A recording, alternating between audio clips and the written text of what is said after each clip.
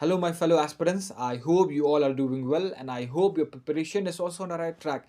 So, today we will be continuing where we left off. That was, we were solving the English section for UBSI 2022, and there are only a few questions left, and we plan to complete it by today so that our content will create value in your preparation. So, let us directly start with the question. That is question number 27.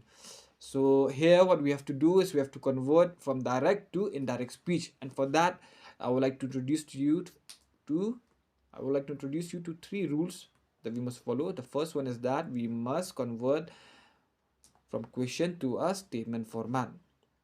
Second rule is that we should avoid any auxiliary verb.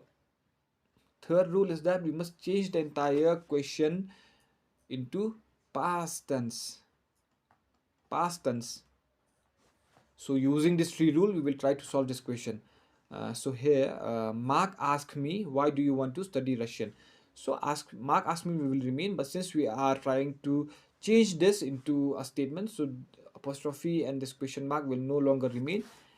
Why will be there, and here, do, did, these are all auxiliary verbs, so we must avoid it when we are trying to solve.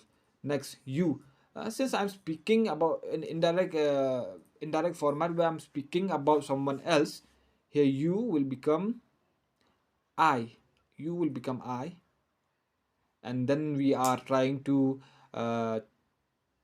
change it into past tense because that is one of the rule. So one will become wanted, ed at the end. Okay, to study Russian. So that is how we solve this question.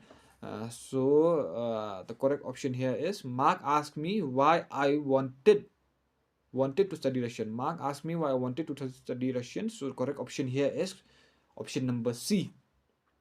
So let us move to the next question, question number 28, where we have to do the same thing. My friend said I will have finished my homework by the time you arrive. Here also we are speaking about someone else.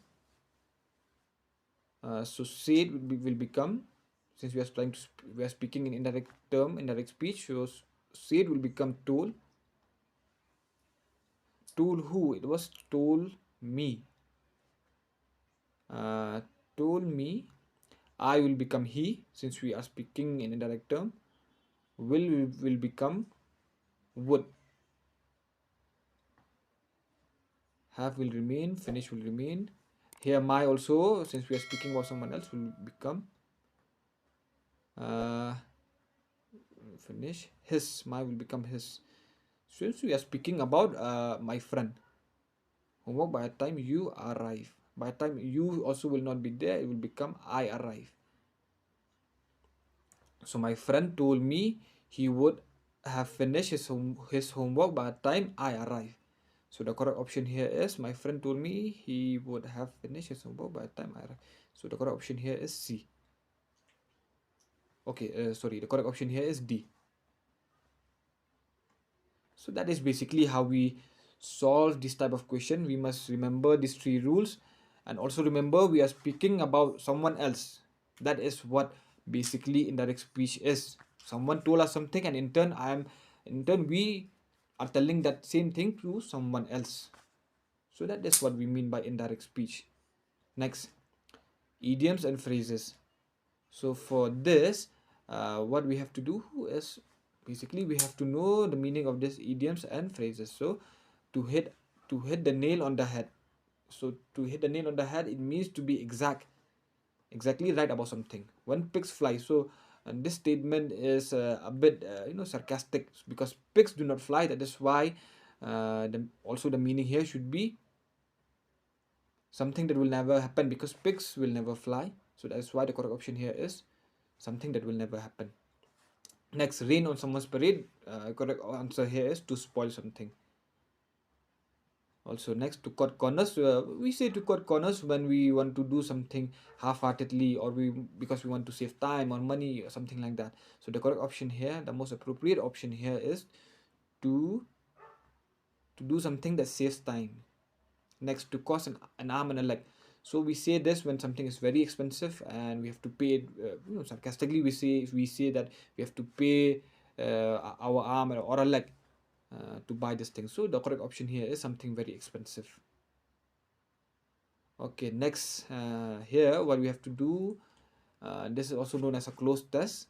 So like we did during the passage, we must read the entire thing, and first of all we must understand the intent of the author, and then we must choose the most logical option out of all of these. So let us first read the entire statement. It is regrettable that the press it's regrettable that the press, radio, and television still tend too often to present old age in an unhappily one-sided way. I believe they do this from the dash of the motives. Okay, one thing. They are trying to dash the conscience of the society. Okay. Next, to the dash of those elderly people who refuse help, who are lonely, destitute, ill, and okay, here also dash institutionalized and so on. I am dash the media will achieve. He also dash response and some uh, amelioration of situation of some of these people. So what I understand from this entire uh, passage, I believe that this author who is writing this, he is not criticizing the media, but he is sad that even at this point of time, at this age, the media have to portray what the reality of the old age people are. That is very sad, very miserable life the old age individual or the old people are living. So media, by showing the side where the life of these old people are very miserable, by showing that side, the media is trying to evoke a certain emotion out of people, is uh, trying to make people aware of what is happening in reality. So that is what the intent of the author is. So by understanding the intent, we can solve this now. I believe that they do this from the correct option here is best of the intent. They are trying to dash the concept of society. So they are trying to awaken the conscience of the society.